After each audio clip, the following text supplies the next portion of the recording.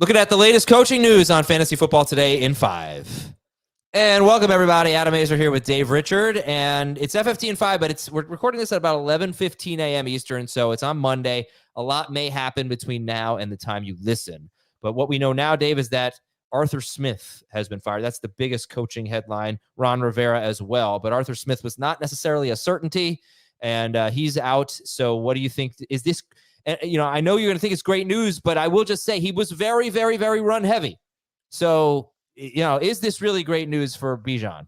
He was very run heavy, but he used multiple running backs to be run heavy. We talked a lot about this on our Fantasy Football Today episode on Monday. Highly encourage everybody to go back and listen to it. Do I think it's good for Bijan? Sure, because we're talking about a player who did demonstrate some awesome ability in his rookie season. He didn't hit the ceilings that we had hoped for as a rookie, but he's going to get the opportunity to do it again next year.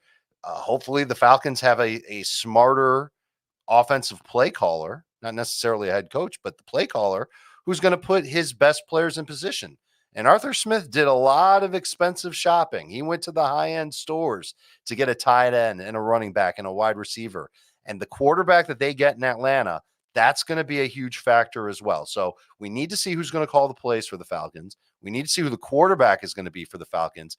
But all signs point to this year being more of a floor type of expectation for Bijan Robinson, which means it's only up from here. You can expect him to be an early first-round pick in 2024 drafts. Do you think Kyle Pitts could be a top 8 tight end in the right circumstance? I mean, everybody's going to get squeamish seeing him ranked that high in 2024 tight end rankings, but it's got to be a situation where the play caller has an extensive track record of utilizing his tight end. I off the top of my head, would Ben Johnson be that guy? Sure. You just saw what Sam Laporta did. So that would be an example of a play caller that could come in and do a great job of using tight end as a prominent part of his offense.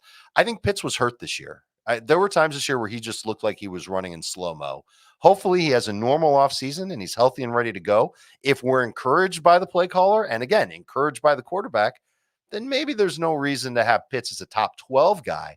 But there are going to be so many people in every fantasy draft. They're going to be like, no, not drafting Kyle Pitts. I don't care what round it is. But if you're smart about it and he's there in a round that you're like, oh, what the heck? Why not? That's not round 5 anymore for Kyle Pitts. But it could be round 7 or round 8, and that's not the worst pick in the world if things break right. It's a big if, Adam, if things break right in Atlanta. Now, I think Washington's also very interesting, but more important than the coach, obviously, is going to be the quarterback. They have the second pick. So this franchise can go in a lot of directions here. And, a new coaching staff and the second pick, it's actually, I think, a pretty exciting time to be a Commanders fan. It is, but I would expect a lot of turnover on that offense. I don't think outside of McLaurin and probably Dotson, and no one's going to give Dotson much of a chance. They're going to look at him the same way that they looked at Kyle Pitts, and everyone's going to give him the side eye. I think that there's going to be obviously a new quarterback, but maybe a new running back, maybe new tight end. They have an interesting prospect in Cole Turner. We could see what he ends up being. The offensive line definitely needs a refresh. And the defense, they had one of the deepest defensive lines. Now it's pretty bare. So there's a lot that needs to be fixed in Washington. We're a long way from saying that Terry McLaurin's going to reach his ceiling this year. And the Patriots have the third pick, and they could have a new coaching staff. Well, I guess we'll have to wait and see. We have to react to that. But did you think it was strange that Bill Belichick met with the media on Monday? Usually, if you're fired as a head coach, you don't meet with the media again after that Week 18 game. He kind of gets to do whatever he wants.